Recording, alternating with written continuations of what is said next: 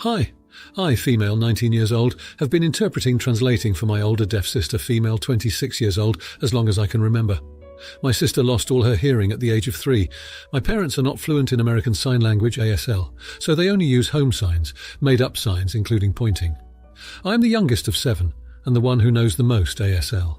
Because of this, I have been translating for my sister to my parents, sometimes older siblings, etc. Growing up, I'd always get irritated when my parents' siblings would make me interpret. I've increasingly gotten more irritated with them over the years. Not my deaf sister, it's not her fault. My older siblings have made a small effort into learning more ASL. My parents, on the other hand, have not. Yesterday, my deaf sister vented to me after struggling to understand what our mum was trying to tell her. This wasn't the first time, but for some reason it made me angry, unlike the other times where I was just frustrated. I approached my mum and told her what my sister had said. My mum replied that she can't remember signs because of her age. She's 50 years old. I told her that she had 23 years to learn ASL, but didn't make an effort to. My mum then said that it wasn't her fault because there are not many resources to learn ASL for Spanish speakers. My parents know very little English. I brought up how I've translated, in written format, English videos teaching ASL to Spanish, but she never utilised my papers. I then told her that she can't even sign "What's your favourite colour" and that she was never there for my sister when traumatic things were happening. This is when she started to cry and ask why I was blaming her. I did not comfort her. I just left to my room. I love my parents and my deaf sister does too, but it can get hard sometimes. We have our good days and bad days, and I'm honestly tired. I think that is why I snapped. After the argument, I felt bad. My parents are immigrants. They never finished elementary school. Maybe that is why they couldn't learn ASL. I've never gotten into a big argument like that with my mum and have not apologised. Now here are the comments. Comment 1. Not the idiot, you're a wonderful person, and the only compassionate person in your family. I cannot imagine giving birth to a deaf child and not learning ASL. Your parents had the opportunity to learn alongside your sister since she was born. 23 years of them consciously choosing to not be able to communicate with their own child is jerk behaviour. As you know, learning ASL is not that hard. They don't even want to learn how to communicate in the language of the country they live in. I'm born in the US, 6 years older than your mother, and I learned ASL and French, even though I have nobody to talk to in those languages. You don't need a college-level education to learn languages. My mother is an immigrant with the equivalent of a 6th grade education too. She worked her way up in a job to become a department manager. Your mother is full of invalid excuses and is using tears to manipulate you. I'm glad your sister has you. Comment 2, not the idiot. I'm just flabbergasted that your parents have never learned to sign. How can a parent not make the effort to learn to communicate with their child? They should have started learning the day they found out your sister was deaf. I don't know where you are located, but there are almost certainly agencies for the deaf which could have assisted your parents. If they were motivated, they could have learned simple signs from you and built up their skills slowly over the years.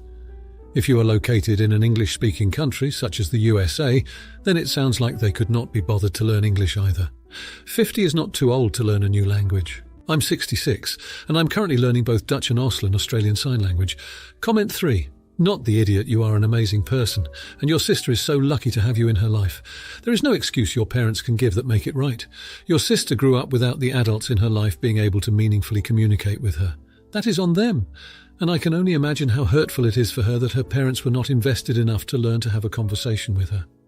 Now, for the next story. My 40-year-old daughter, 21-year-old Kate, is pregnant by her 22-year-old boyfriend Matt.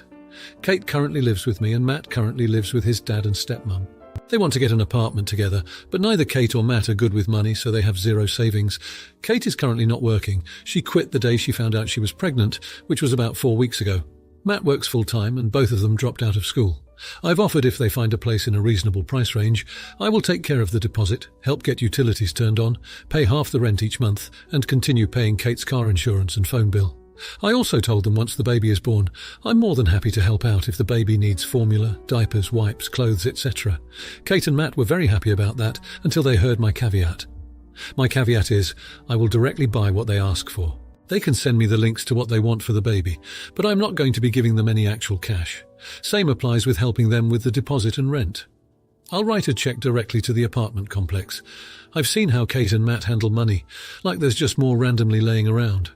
They go out, spend all weekend, as Matt gets paid on Friday. Then by Tuesday, Kate is usually asking me for gas money on behalf of Matt because he's broke. She doesn't work. And his parents aren't financially stable enough to help out.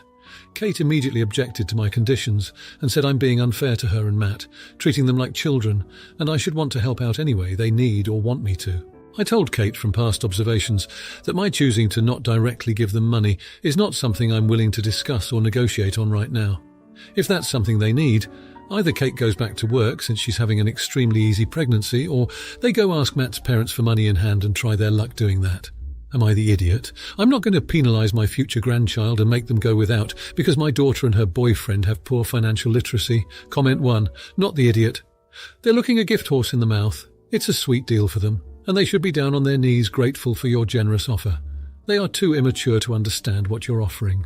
They're playing house like children, but they have adult responsibilities they are not living up to.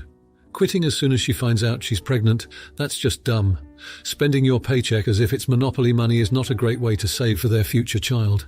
They're playing the game of life like it's the board game and not real-life bills, diapers and food. Please encourage her to nurse her baby. Way less expensive than formula. Comment 2. Kate immediately objected to my conditions and said I'm being unfair to her and Matt, treating them like children. Well, they are acting like children. Why should you treat them differently? You are going above and beyond to help, and instead of thanking you profusely and trying to get to a point where they don't have to rely on your help, she wants to complain that you won't just hand her stacks of cash to use on whatever random crap she wants to buy. Not the idiot, and please stick to your guns on this. Comment 3. Not the idiot, but if you think your daughter's problem is simply financial literacy, you are in for a rude awakening. This is well beyond being good with money. You've totally enabled her. She thought quitting her job was the right move. What gave her that idea? She can't even manage to pay her own phone bill, and based on their spending behaviour it sounds like drugs and partying are their priorities. Now for the next story. I work at an office, and I actually like my job. I'm still a student, so I'm usually there in the early evenings just helping around. The regular workers have a short overlap with me, around 30 to 45 minutes. Some background, I don't use a lot of products with scent. The reason for this is that if it's unnecessary, I don't use it. Like in the washing machine or cleaning supplies, and I don't use actual perfume unless it's for a party or the like. If I don't use a product daily, however, I'm okay with scent. Like shampoo, I only use that twice a week. I have very, very long hair, like to my mid-thigh, and I use quite high-quality products, and those are hard to find unscented if I don't want to spend an absolute fortune. One of the regular workers is extremely sensitive to anything scented.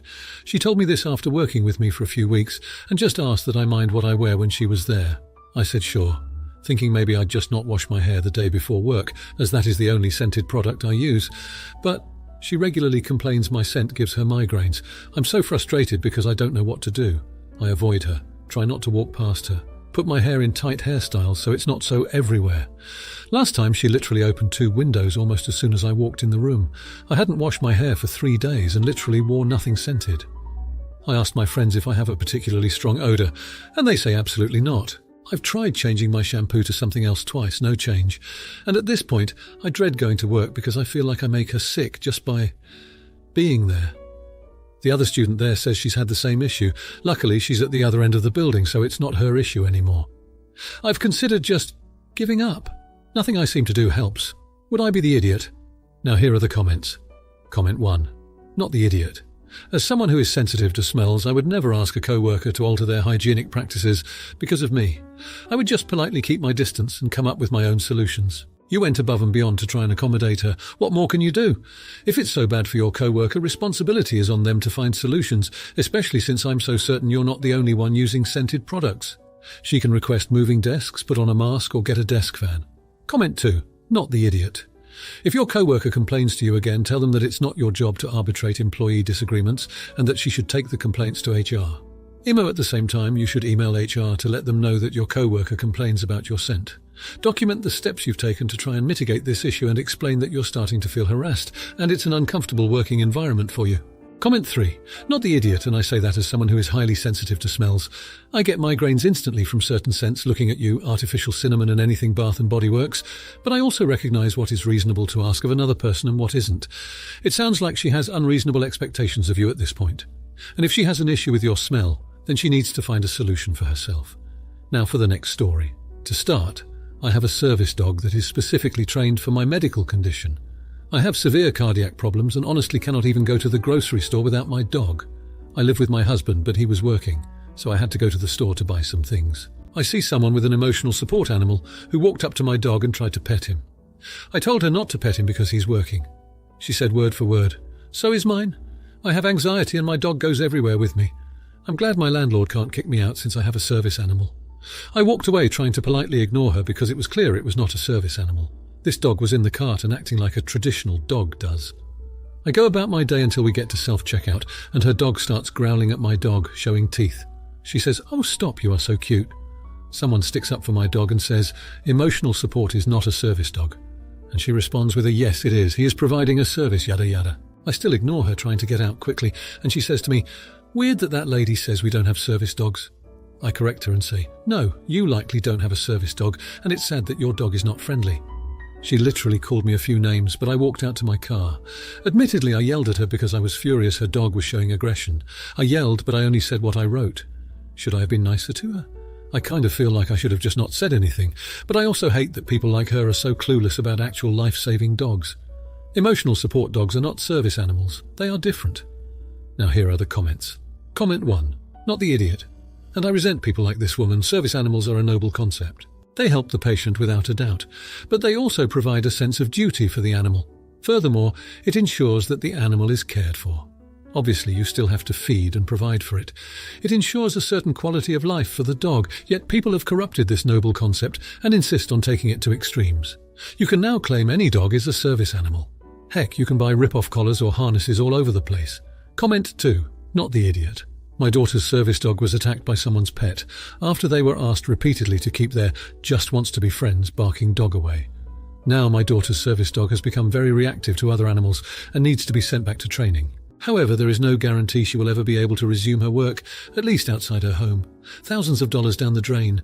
Comment 3. A tale of two dogs. The other day at the cafe, a lady had a service dog, but it was sniffing around and reacting to everything. About a week prior, at a crowded wine tasting, a couple had a service dog in training. This adorable little puppy sat there and didn't react to all the stimulation.